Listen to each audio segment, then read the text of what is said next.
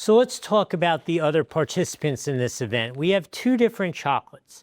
This is from Kidu Pantry, and this is perfectly bagged. These are dark melting wafers, 16 ounces, dark chocolate, and designed to be melted, so we'll see how well they work.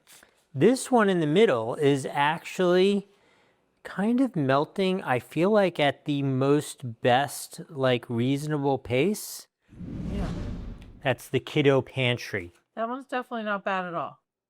Okay, so now this one is done, perfectly ready to go. I've turned it down and it is nicely maintaining it in this liquid form. And you have no burnage on the bottom. No burnage on the bottom, right? So very happy with that one. Yeah, that one's nice. And we're using this one's little stabbers, which are also very nice. They came with it.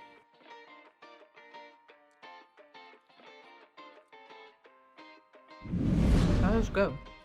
I could tell already. That's some good chocolate right there. This one, while it is called dark chocolate, is definitely more creamy and probably more delicious. Yeah, it tastes more like a milk chocolate. Tastes like a rich milk chocolate. Yeah. Very perfect for this though. I hope this was helpful. We'll see you in the next video.